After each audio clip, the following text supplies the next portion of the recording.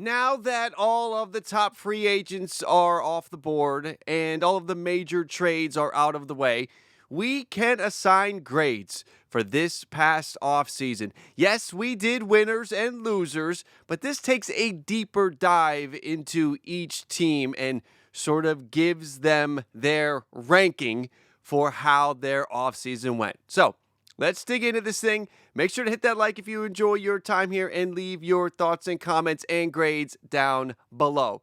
Let's begin out west in the American League, and let's start with the Angels. This Angels team brought in Yusei Kikuchi, Travis d'Arnaud, Jorge Soler. They were very active, most recently Kenley Jansen, but was this impactful enough to improve their odds in this upcoming 2025 season?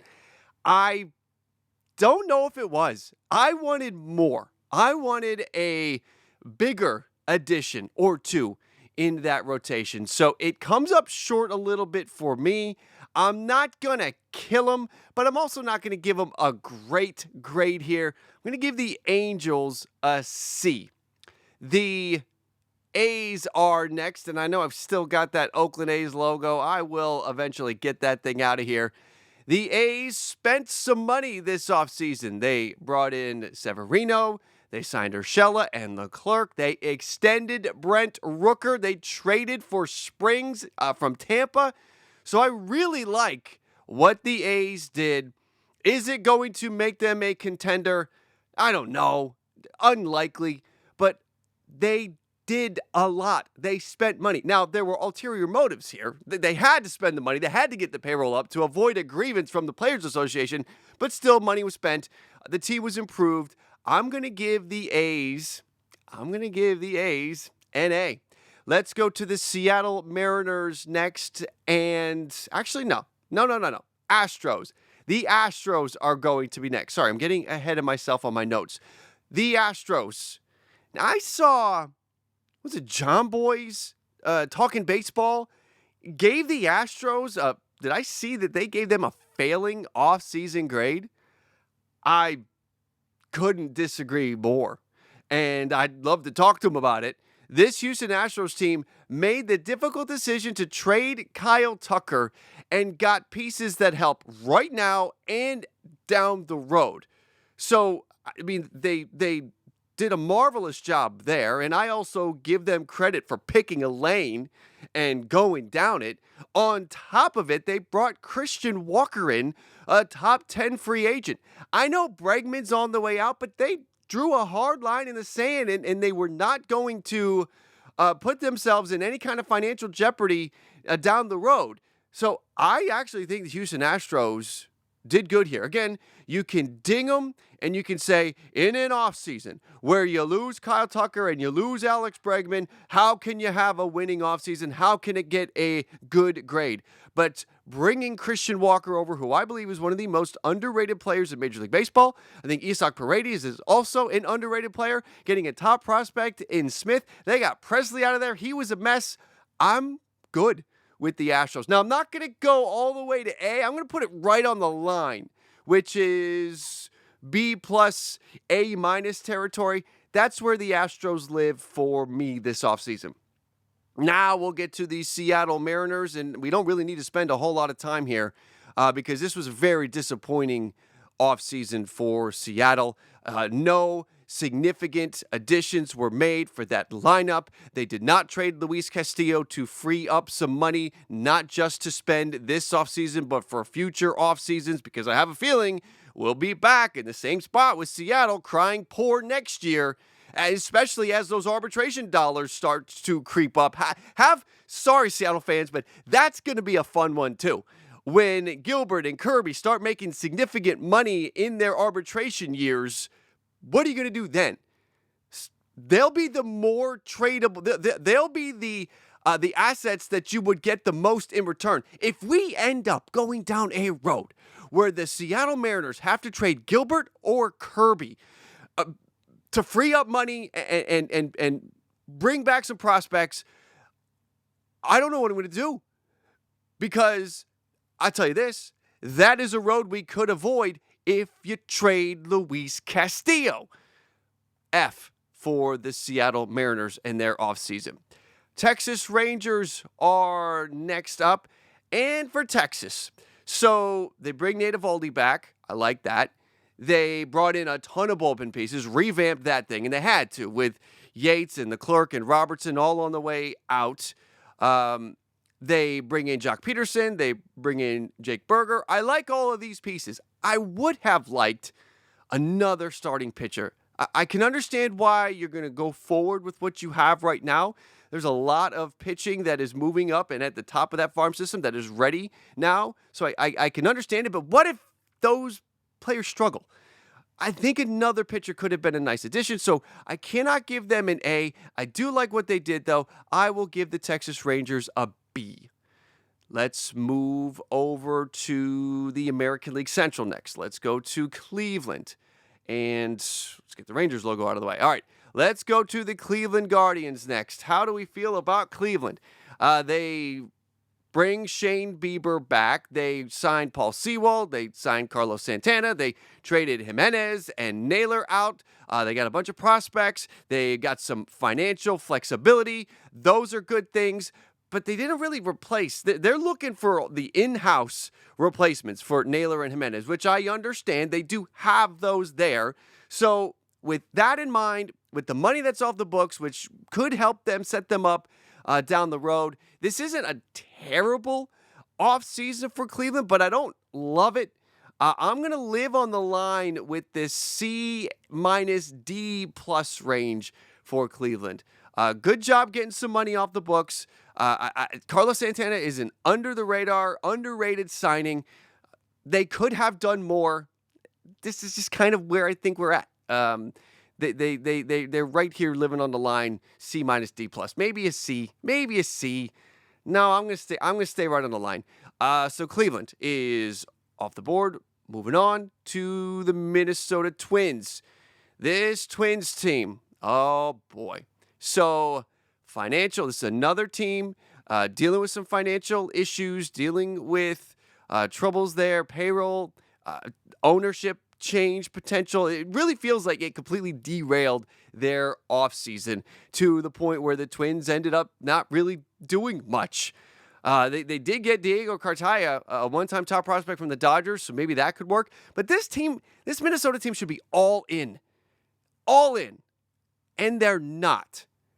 This was a failing offseason for the Minnesota Twins.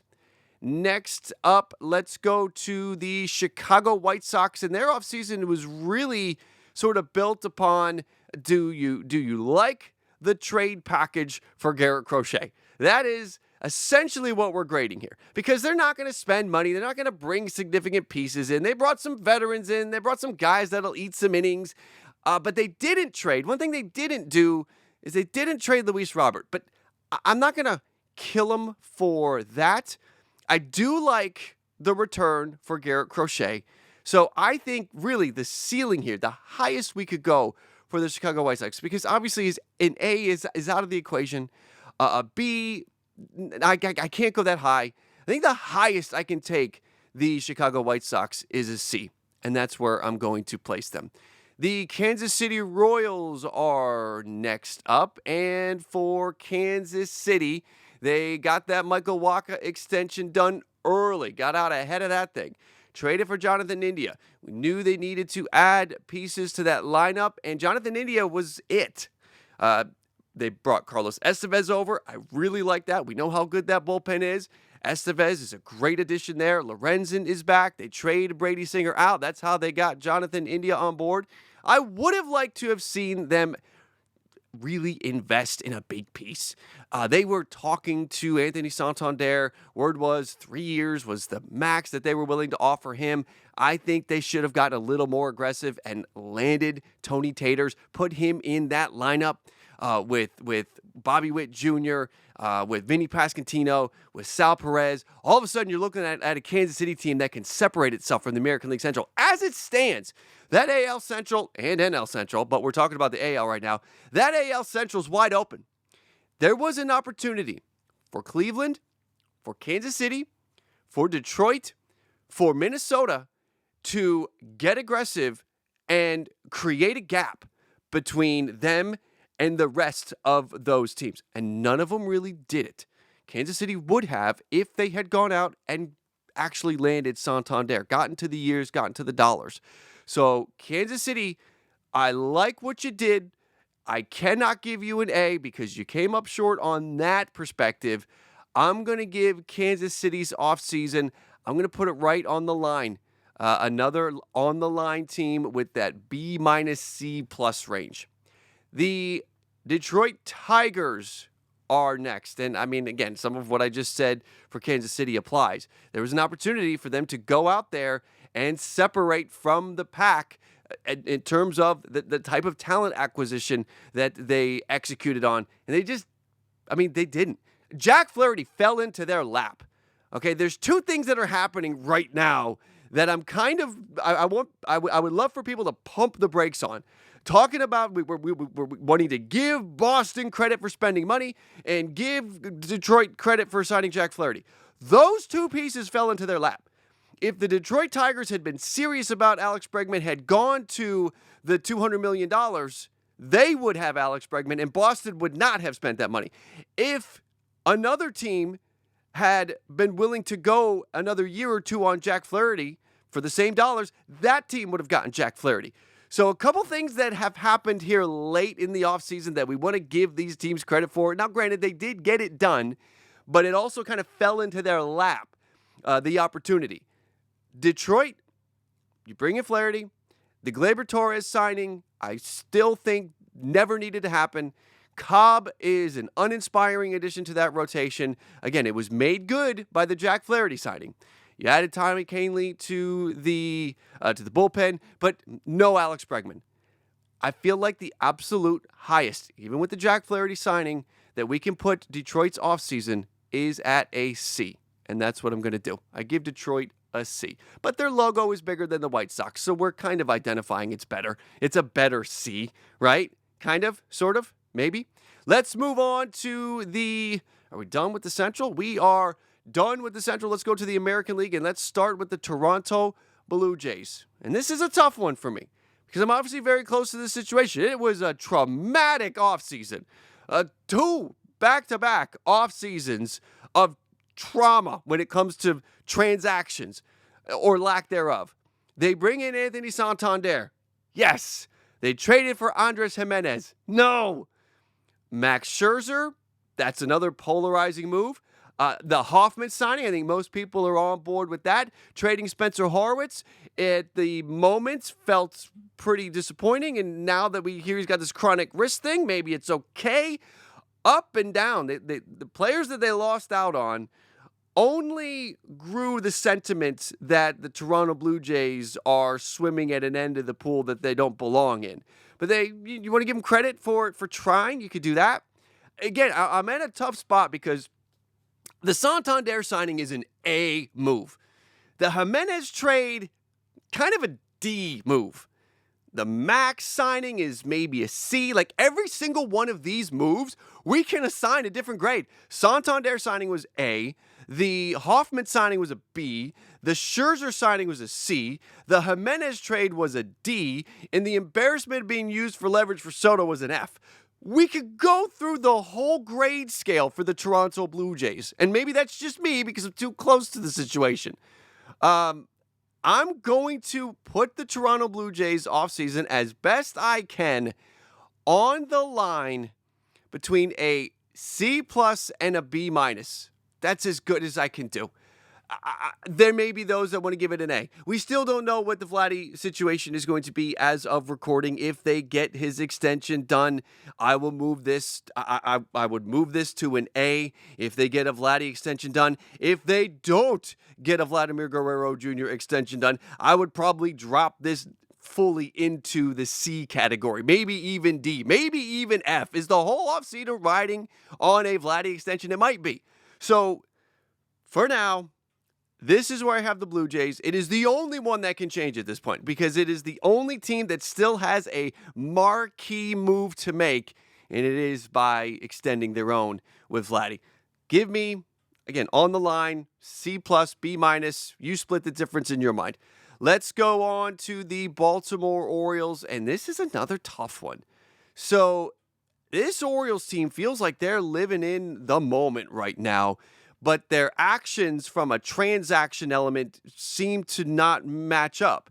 So what ended up happening is they spent more money on Tyler O'Neill and Dylan Carlson and Ramon Laureano than the Blue Jays spent on Anthony Santander for this upcoming season. I know Santander was for more years, but wouldn't you rather have those years than what you got with the players that did come over if you're a Baltimore Orioles fan? I have to think you would. Santander was such a fan favorite, was a huge component to that lineup, and now they're going to try to replace that with Tyler O'Neill, Dylan Carlson. You're going to hope that the reps are there for guys like Kjerstad. At least they better be. So this Orioles team, again, living in the moment. What do I mean by that? This is their time, because the owner is interested in a salary cap, and it's interesting to hear that for a guy whose payroll is going up, but it's only going to continue to go up as these young players that are still in arbitration continue to get annual raises, significant annual raises. So now's the time to add a pricey veteran to the mix. So by the time those guys really get pricey, maybe that contract's coming off the books, or at least you're in the final year of that deal. And I'm thinking specifically about the pitching market here when I'm saying all of this. Now, they did go after Burns, and Burns made a personal decision to go sign with Arizona, where his home is. He's got a family and all that stuff. So they kind of lost out there, unfortunately. But there were a lot of other pitchers that could have either have been had in the free agent market or the trade market that they did not get. So that's a big miss. And the money they spent on Sagano and Morton is more than if they could have worked out, let's say, a Luis Castillo trade. Luis Castillo is less than Morton and Sagano combined. And I would rather have Luis Castillo than Morton and Sagano.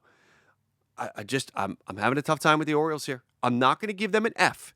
You're probably thinking I'm going to give them an F. I'm going to give them a D. They're going to be our first D team. They still made a ton of moves. They added pieces. They addressed some needs, but they all just kind of came up short for me.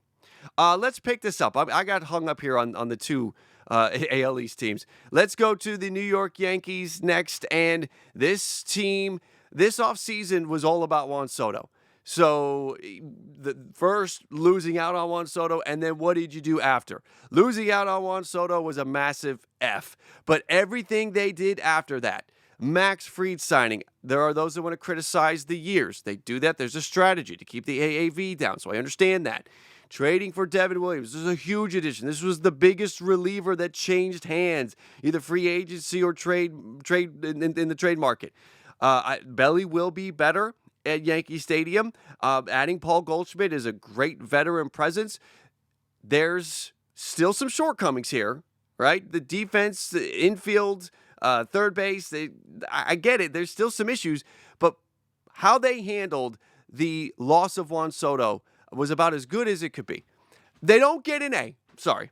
I did give them a dub when we did the winners and losers, and that is still the fact. But they don't get an A, and that's why we are doing the winners and losers separate from the grades, because it's different. I'm going to put the Yankees on the line between a B plus and an A minus. Again, split the difference in your own mind, whichever way you want to go, A minus, B plus, however you want to put it.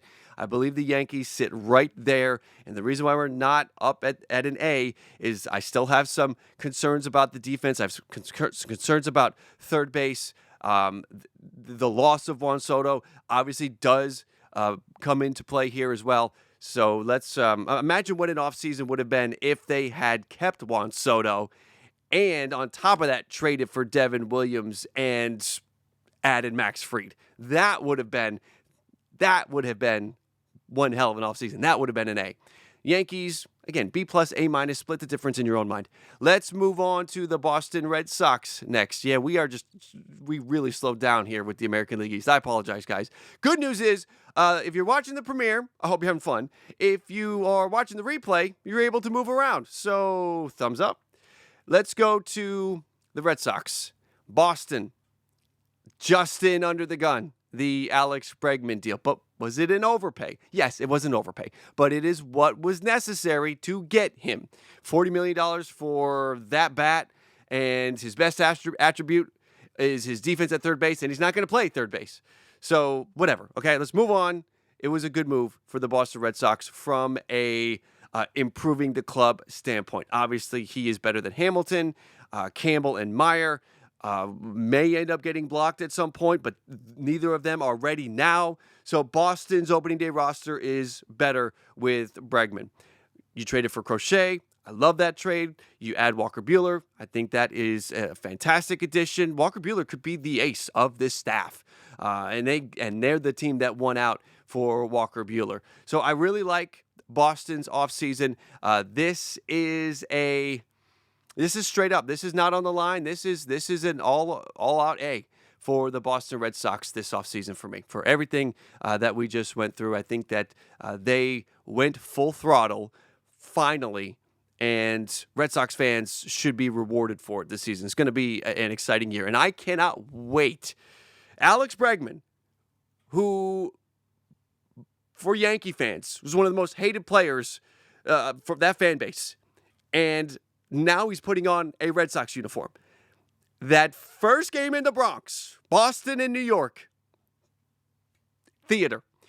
Next, it is the Tampa Bay Rays, and then we will be done with the American League. I'm going to try to pick up the pace on some of these lower-end teams. Tampa Bay Rays, they bring in Danny Jansen, they sign Ha-Seong Kim. Ha-Seong Kim was actually a little bit of money being spent. They traded Springs away. They traded Siri away. They're dealing with all sorts of issues with their stadium, and their stadium for years down the road was not a good offseason for the Tampa Bay Rays in the end. I will give them a D. Let's go to the National League now, and we're going to go to the Colorado Rockies. The Rockies, Thairo Estrada, Kyle Farmer, Jacob Stallings is back. That's it. After not trading Rogers and Quantrill, they non-tendered them at the beginning of the offseason. Just another bad offseason for the Colorado Rockies. They get an F. The San Diego Padres are next, and San Diego, the circus that broke out with the ownership, the civil war that is taking place between the widow and the brothers of Peter Seidler is just a bad look. The financials, it just does not, every single notch down the rung is another negative mark on the Padres and how this offseason went. But turned it around once the brothers were identified as the decision makers. Things started to happen.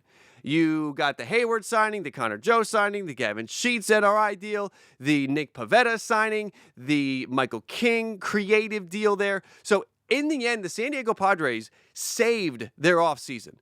I can't give it an A. I can't really give it a B. But I can give it, and I think this is about as good as we can go, and this is better than how things were trending a couple of weeks ago. I give San Diego a C for their offseason, and that feels like that's a big comeback. The Arizona Diamondbacks, I don't know who the Aaron Diamondbacks are, but I know the Arizona Diamondbacks are next. Josh Naylor trade, so Walker out, Naylor in. That's a great job. The Corbin Burns surprise signing, that's a great job. Those two moves alone, this was a great offseason. I know I'm not giving all the explanation that I could, but because I want to pick up the pace. But the Arizona Diamondbacks get an A. That surprise signing of Corbin Burns is fantastic. It sets you up also down the road because you've got Zach Gallen is probably walking at the end of this year, and you got ahead of next year when your ace could be departing. You got ahead of that by signing Corbin Burns. Great job by the Arizona Diamondbacks.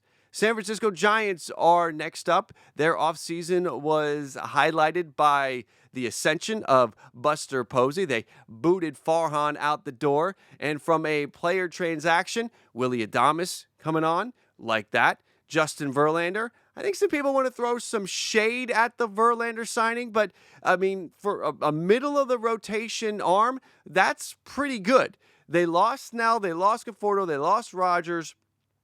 My only worry about the Giants is that in the middle of that rotation is Robbie Ray and Justin Verlander. Injuries and age. That's my only concern. I would have liked to see San Francisco go out and grab Jack Flaherty. I think that would have been a great addition. They could have been the winner of the Corbin Burns sweepstakes, but again, Burns was going to Arizona. So I think there could have been a more impactful addition, but in the end, I am favorable to how San Francisco's offseason went. I don't have it as a B. I don't have it as a C. I have it right on the line between in that B minus C plus range because, again, another maybe younger, less injury-prone pitcher could have been a great addition, and another bat. All right. Again, positive thoughts for San Francisco in their offseason. Dodgers are next up, and is there any intrigue? Am I able to build any suspense or any intrigue around this at all? Snell, Sasaki, Scott, Yates, Teoscar, Kim, Conforto, Trinan. I mean, it goes on. It's an A, right? Bringing in significant pieces. This may be the greatest bullpen we've ever seen, along with the greatest rotation we've ever seen, with the greatest players that we see. It's incredible. It's amazing what the Dodgers are doing. It is looked down upon by so many in baseball. I don't think it should. I think it should be. I think it should be set as the standard. It is what you should want your team to aspire to be. A place that is creative financially, has the flexibility, has created a culture that other players want to come and play with. You've got players. The players have to agree to the deferrals. They don't hold a gun to their head and say, you are not going to get all of your money every single year. We're going to defer a ton of it. They're open to the deferrals because they know this is a great place to play. Anyway, I'm on a rant about the Dodgers. I want to move on, but this is an A for their offseason. The West is done. Let's go to the Central next, and we've got the Milwaukee Brewers. So, the Brewers watched Adames walk, traded Devin Williams, and all they did was bring Nestor Cortez back in that Devin Williams trade. Oh boy, obviously not good. Money issues are prevalent here, but this team, after a phenomenal 2024 season that surprised many, did not get better. I still think they can compete in that Central, but for how they went through their offseason, it's an F.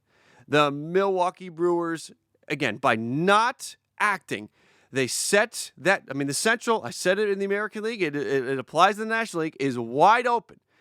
Teams that could have made moves to separate themselves from the pack, they did not. The Milwaukee Brewers did not. They get an F. The Cardinals are next. Was this an offseason that was basically handcuffed by the Nolan Arenado trade talk? It feels like it. I don't imagine it was. But when you look at what they did, only handing out minor league contracts, the no trades. When we talked about how this team could turn a corner, pick a lane, and go down it, we were talking about Sonny Gray, we were talking about Ryan Helsley, we were talking about Nolan Arenado, all of these pieces that could have been moved and brought prospects back, and they're all reporting to camp. And this team does not seem to be moving in a positive direction with those guys. And with all of that young talent that is missing out on opportunities to play because of these veterans, what are we doing? It feels like a wasted year. It feels like last year was a wasted year, that this year is going to be a wasted year, and it could also set up that in 2026 to be a wasted year if you run through this year and you do not give time for some of the younger talent to play and get more reps because you're still running Sonny Gray out there. Sonny Gray's great, but if you're going to win 70 games this year, Sonny Gray is wasted on your team. Get him out of there. Same thing with Ryan Helsley. Get him out of there. If you're going to win 70 games, who cares? Go win 50 games, get a better draft pick, turn those veterans into prospects. I'm so disappointed in how the Cardinals just sort of, again, were, afraid to pick a direction this offseason. I don't know if it's because there's a change at the top of the front office looming here or what, but Cardinals get a F for their offseason. Next up, let's go with the Pittsburgh Pirates. The Pittsburgh Pirates this offseason traded for Spencer Horwitz, who has a wrist thing and is going to miss all the spring training. That was a... You got Tommy Pham coming over. He'll fight anybody. You got McCutchen is back. I like that. You got Frazier back, getting the band back together. Pieces that went out the door. Again, they gave up some interesting pitching pieces to Cleveland to get Spencer Horwitz. But this Pittsburgh team, with these years of Paul Skeens that are cheap, I think you got to capitalize on it. And they got 3 really good pitching prospects that are not too far away with Chandler, Ashcraft, and Harrington. This Pittsburgh team could be, from a pitching perspective, loaded this year.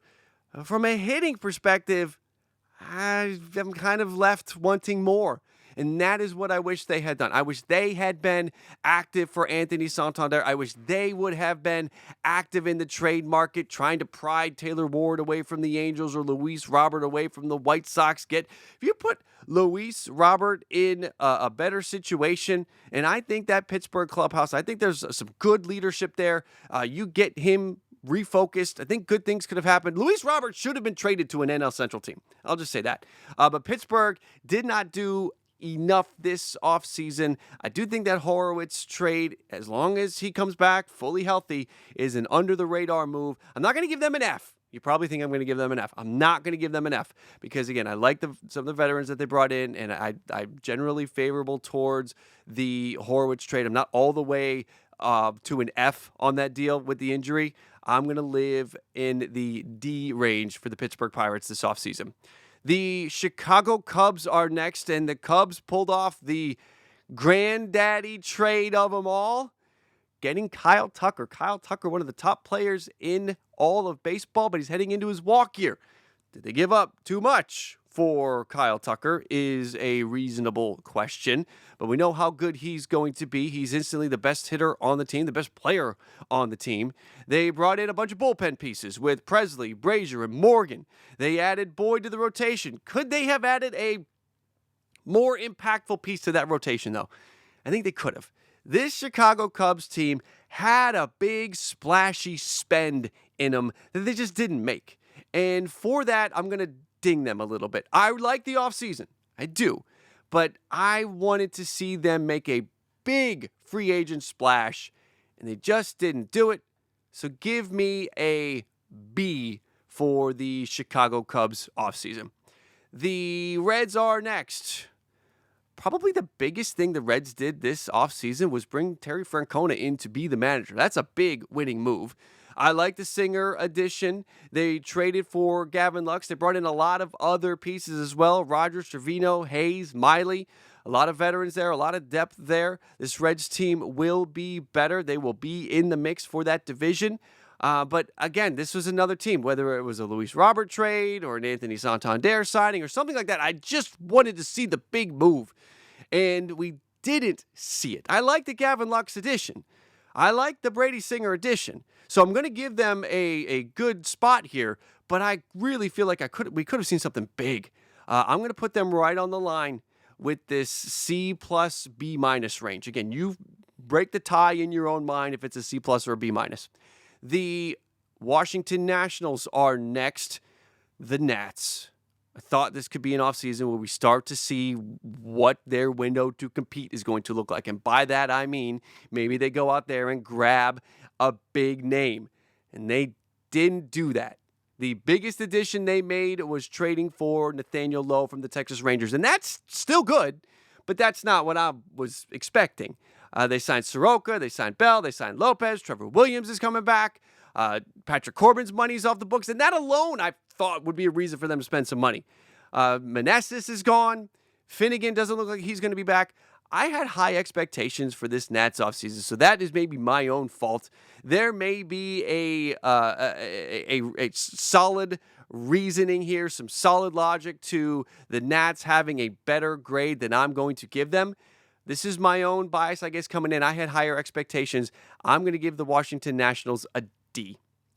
The Miami Marlins are next, and This is about how are we grading the trades that they made? Jesus Luzardo and Jake Berger out and a ton of prospects in. Caba's the best prospect they got back from the Philadelphia Phillies, but was it enough all around their return? They still have a bottom 10 farm system. Even after they're going through this period where they're trading veterans away, they're not rebuilding the farm with impact prospects.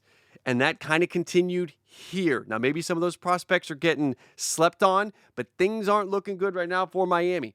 And when it comes to big league contracts, Eric Wagaman and the pitcher from Colorado, whose name I'm blanking on right now, is it. That's all they did for major league contracts. For a team that needs to get their payroll up, they need to add about $40 million more in payroll, 30 to 40 more in payroll to avoid a MLB PA grievance for not spending the money they're getting in the luxury tax or the revenue share. I mean, you got to spend, it's 1.5 times what you get in the revenue share, which takes you to $100 million, a little over, and they're not even close.